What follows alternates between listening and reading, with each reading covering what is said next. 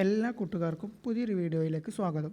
Kerala PSC ഇന്നലെ പുറത്തുവിട്ട range forest officer തസ്തികയുടെ നോട്ടിഫിക്കേഷനിൽ പറയുന്ന കാര്യങ്ങളും അതുമായി അറിഞ്ഞിരിക്കേണ്ട പ്രധാന വസ്തുതകളുമാണ് ഈ ഒരു വീഡിയോയിൽ നമ്മൾ ഡിസ്കസ് ചെയ്യാൻ പോകുന്നത്. കേരള PSC ഇന്നലെ, അതായത് 30/8/2024 ഈ ഒരു നോട്ടിഫിക്കേഷൻ പുറത്തുവിട്ടിട്ടുള്ളത്. ഈ ഒരു തസ്തികയിലേക്ക് അപേക്ഷിക്കാനുള്ള അവസാന തീയതി എന്ന് പറയുന്നത് 3/10/2024, അതായത് ഒക്ടോബർ 3. ഓക്കെ, ഈ ഒരു മുമ്പ് ഈ റേഞ്ച് ഫോറസ്റ്റ് ഓഫീസർ പരീക്ഷയുടെ നോട്ടിഫിക്കേഷൻ വിളിച്ചിട്ടുള്ളത് 2016.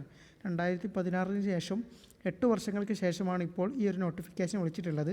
എന്നാൽ 2016 വിളിച്ചിട്ടുണ്ടെങ്കിലും 2022 ഈ ഒരു തസ്തികയുടെ റാങ്ക് ലിസ്റ്റ് നിലവിൽ വന്നിട്ടുണ്ടായിരുന്നത്. നിലവിലുള്ള റാങ്ക് ലിസ്റ്റ് 2025 വരെ നിലവിലുണ്ട്. ഓക്കെ, ആ ഒരു ലിസ്റ്റ് കഴിയുമ്പോഴേക്കും ഈ ഒരു തസ്തികയുടെ പരീക്ഷ കഴിഞ്ഞ് റിസൾട്ട് വരുന്നതായിരിക്കും. ഓക്കെ, നമുക്ക് നോക്കാം. നെയിം ഓഫ് ഡിപ്പാർട്ട്മെൻറ്റ് വരുന്നത് Kerala forest and wildlife ഡിപ്പാർട്ട്മെൻറ്റാണ്. അതായത് വനം വകുപ്പ്, അതുപോലെ വന്യജീവി വകുപ്പിലേക്കാണ്. Name of post range forest officer എന്നാണ്. സ്കെയിൽ ഓഫ് പേ വരുന്നത് 55,200 മുതൽ 1,15,300 വരെയാണ്. നമ്പർ ഓഫ് വേക്കൻസീസ് എന്ന് പറയുന്നത് നിലവിൽ 2 കഴിഞ്ഞ അതായത് 2016 വന്ന നോട്ടിഫിക്കേഷനിൽ ഉണ്ടായിരുന്ന ഒഴിവ് എന്ന് പറയുന്നത് 5 വേക്കൻസി ആയിരുന്നു. എന്നാൽ നിലവിൽ ഇതുവരെ 33 ആളുകൾക്ക് ഈ ഒരു ലിസ്റ്റിൽ നിന്നും അഡ്വൈസ് പോയിട്ടുണ്ട്. അതുകൊണ്ട് തന്നെ ഈ ഒരു 2 എന്നുള്ളത് നിലവിലുള്ള വേക്കൻസി വെച്ചിട്ടാണ് ഈ ഒരു നോട്ടിഫിക്കേഷനിൽ പറഞ്ഞിട്ടുള്ളത്. അത് കൂടും, ഒരു 50 വരെയൊക്കെ മാക്സിമം പോകാൻ സാധ്യതയുണ്ട്. ഓക്കെ, മെത്തേഡ് ഓഫ് അപ്പോയിൻമെൻറ്റ് എന്ന് പറയുന്നത് ഡയറക്റ്റ് റിക്രൂട്ട്മെൻ്റ് ആണ്. ഒരു തസ്തികയിലേക്ക് അപേക്ഷിക്കാനുള്ള ഏജ് ലിമിറ്റ് എന്ന് പറയുന്നത് 19 മുതൽ 31 വരെയാണ്. അതായത് 2/1/1993 1/1/2005 ഇടയിൽ ജനിച്ചവർക്കും അതുപോലെ ഈ 2 തീയതികളിൽ ജനിച്ചവർക്കും ഈ ഒരു തസ്തികയിലേക്ക് അപേക്ഷിക്കാവുന്നതാണ്. അതുപോലെ തന്നെ SC ST OBC വിഭാഗക്കാർക്ക് അവരുടേതായ റിലാക്സേഷൻ ഏജിൻ്റെ കാര്യത്തിൽ ഉണ്ടായിരിക്കും. അടുത്തതായിട്ട് നോട്ടിഫിക്കേഷനിൽ പറയുന്നത് ക്വാളിഫിക്കേഷനെ കുറിച്ചിട്ടുള്ള കാര്യങ്ങളാണ്. ക്വാളിഫിക്കേഷൻ എന്ന് പറയുന്നത് ഇതിൽ പറയുന്നത് A degree in science or engineering from A university, അതായത് UGCയുടെ അംഗീകാരമുള്ള ഏതെങ്കിലും ഒരു യൂണിവേഴ്സിറ്റിയിൽ നിന്ന് ഒരു സയൻസ് സ്ട്രീമിലുള്ള ഡിഗ്രിയോ അല്ലെങ്കിൽ എഞ്ചിനീയറിംഗ് പൂർത്തിയാക്കിയവർക്കോ ഈ ഒരു തസ്തികയിലേക്ക് അപേക്ഷിക്കാവുന്നതാണ്.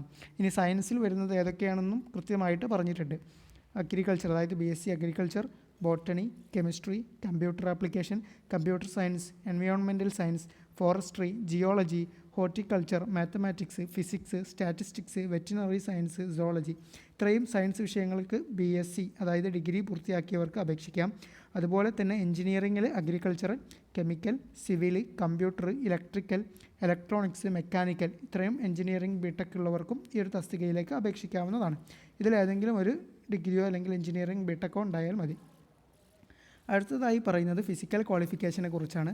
പുരുഷന്മാർക്ക് ഈ ഒരു തസ്തികയിലേക്ക് അപേക്ഷിക്കണമെങ്കിൽ 163 സെൻറ്റിമീറ്റർ ഉയരം ഉണ്ടായിരിക്കണം. അതുപോലെ സ്ത്രീകൾക്കാണെങ്കിൽ 150 സെൻറ്റിമീറ്ററും ഉണ്ടായിരിക്കണം. പുരുഷന്മാർക്ക് ചെസ്റ്റിൻ്റെ അളവ് എന്ന് പറയുന്നത് 79 സെൻറ്റിമീറ്ററാണ് ഉണ്ടാകേണ്ടത്. അതുപോലെ തന്നെ ചെസ്റ്റ് എക്സ്പാൻഷൻ 5 സെൻറ്റിമീറ്ററും ഉണ്ടായിരിക്കണം. ഓക്കെ, അതുപോലെ മെഡിക്കൽ കാര്യങ്ങൾ, അതായത് കണ്ണ്, കാത്, muscles and joints, nervous system, ഇതൊക്കെ പെർഫെക്റ്റ് ആയിരിക്കണം. ഈ ഒരു തസ്തികയിലേക്ക് നടക്കുന്ന പരീക്ഷയുടെ രീതി എന്ന് പറയുന്നത് വ്യത്യസ്തമായിട്ടുള്ള രീതികളിലൂടെയാണ്. ആദ്യം തന്നെ പ്രിലിംസ് രൂപത്തിലൊരു പരീക്ഷ ഉണ്ടായിരിക്കും, അതായത് സ്ക്രീനിങ് ടെസ്റ്റ്. ഇതിൽ പറഞ്ഞിട്ടുള്ളത് ഇങ്ങനെയാണ്: a screening test will conducted as the first stage of selection for this post. The selection will be finalised by conducting physical measurement, walking test, descriptive test and interview.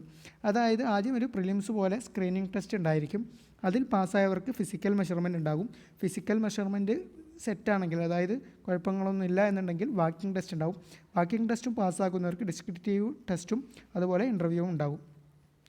Walking test എന്ന് പറയുന്നത് പുരുഷന്മാർക്ക് 25 kilometre 4 മണിക്കൂർ കൊണ്ട് നടക്കുകയാണ് വേണ്ടത്. സ്ത്രീകൾക്കാണെങ്കിൽ 16 kilometre 4 മണിക്കൂർ കൊണ്ട് നടന്ന് പൂർത്തിയാക്കുകയാണ് വേണ്ടത്. ഓക്കെ, ഇനി ഇതിൽ പറയുന്ന ഡിസ്ക്രിപ്റ്റീവ് ടെസ്റ്റ് അല്ലെങ്കിൽ കോമ്പറ്റേറ്റീവ് എക്സാമിനേഷൻ എന്ന് പറയുന്നത് അതിൻ്റെ സിലബസ് എന്ന് പറയുന്നത് 400 മാർക്കിനായിരിക്കും പരീക്ഷ ഉണ്ടാവുക. അതിൽ 2 വിഷയങ്ങൾ കമ്പൽസറി സബ്ജക്റ്റുകളാണ്. അതായത് ഒന്നാമത്തത് ജനറൽ നോളജാണ്, അതിൽ നിന്നും 100 മാർക്ക് ചോദ്യങ്ങളുണ്ടാകും. അടുത്തത് ഇംഗ്ലീഷാണ്, അത് എസ്സേ, പ്രിസൈസ്, എക്സെട്രാസ് ആണ് അതിലുണ്ടാവുക. അതും 100 മാർക്കിനായിരിക്കും ഉണ്ടാവുക. ഇനി വരുന്നത് 200 മാർക്കിൻ്റെ ചോദ്യങ്ങൾ എന്ന് പറയുന്നത് ഓപ്ഷണൽ സബ്ജക്റ്റുകളാണ്. അതായത് ഇവിടെ കുറച്ച് സബ്ജക്റ്റുകൾ തന്നിട്ടുണ്ട്, അതിൽ നിന്നും നമുക്ക് ഇഷ്ടമുള്ള ഒരു 2 സബ്ജക്റ്റുകൾ തിരഞ്ഞെടുക്കാവുന്നതാണ്. ഓക്കെ, ആ സബ്ജക്റ്റുകൾ ഏതൊക്കെയാണെന്നുള്ളത് വായിച്ച് നോക്കാം. സയൻസിൽ വരുന്നത് അഗ്രികൾച്ചർ, ബോട്ടണി, കെമിസ്ട്രി, കമ്പ്യൂട്ടർ ആപ്ലിക്കേഷന്, computer science, environmental science, forestry, geology, horticulture, mathematics, physics, statistics, veterinary science, zoology, ഇത്രയും വിഷയങ്ങൾ സയൻസിൽ ഉള്ളവർക്ക് എടുക്കാവുന്നതാണ്. അതുപോലെ എഞ്ചിനീയറിംഗിൽ നിന്ന് agriculture, chemical engineering, civil, computer, electrical, electronics, mechanical, ഇതിൽ നിന്ന് ഏത് വേണമെങ്കിലും നമുക്ക് എടുക്കാവുന്നതാണ്. ഇഷ്ടമുള്ള 2 എണ്ണം തിരഞ്ഞെടുക്കാം. എന്നിരുന്നാലും ചില ഗ്രൂപ്പുകളായിട്ട് PSC ഇവയെ തിരിച്ചിട്ടുണ്ട്. അതിൽ നിന്ന് ഏതെങ്കിലും 2 ഗ്രൂപ്പുകളിൽ നിന്ന് നമുക്ക് ഇഷ്ടമുള്ളത് തിരഞ്ഞെടുക്കാം. അതായത് ഒന്നാമത്തെ ഗ്രൂപ്പിൽ വരുന്നത് അഗ്രികൾച്ചറൽ എഞ്ചിനീയറിംഗ്, വെറ്റിനറി സയൻസ്. ഇതിൽ താല്പര്യമുള്ളവർക്ക് ഇതിലേതെങ്കിലും ഒരു വിഷയം എടുക്കാവുന്നതാണ്. ഇതിൽ ഒരേ ഗ്രൂപ്പിൽ വരുന്ന 2 സബ്ജക്റ്റുകൾ എടുക്കാൻ സാധിക്കില്ല. ഓക്കെ, പറഞ്ഞത് മനസ്സിലായില്ലേ? അതായത് അഗ്രികൾച്ചർ എടുത്താൽ മറ്റുള്ള അഗ്രികൾച്ചറൽ എഞ്ചിനീയറിംഗ് അല്ലെങ്കിൽ വെറ്റിനറി സയൻസ് ഇത് ഒരാൾക്ക് എടുക്കാൻ സാധിക്കില്ല എന്നർത്ഥം. അതുപോലെ രണ്ടാമത്തതിൽ വരുന്നത് കെമിസ്ട്രി, കെമിക്കൽ എഞ്ചിനീയറിംഗ് ആണ്. അതിൽ താല്പര്യമുള്ള ഒരാൾക്ക് ഇതിൽ ഏതെങ്കിലും ഒന്ന് എടുക്കാവുന്നതാണ്. ഇതുപോലെ മൂന്നാമത്തത് കമ്പ്യൂട്ടർ ആപ്ലിക്കേഷന്, കമ്പ്യൂട്ടർ സയൻസ്, കമ്പ്യൂട്ടർ എഞ്ചിനീയറിംഗ്. നാലാമത്തെ ഗ്രൂപ്പിൽ വരുന്നത് ഇലക്ട്രിക്കൽ എഞ്ചിനീയറിംഗ്, ഇലക്ട്രോണിക്സ് എഞ്ചിനീയറിംഗ്.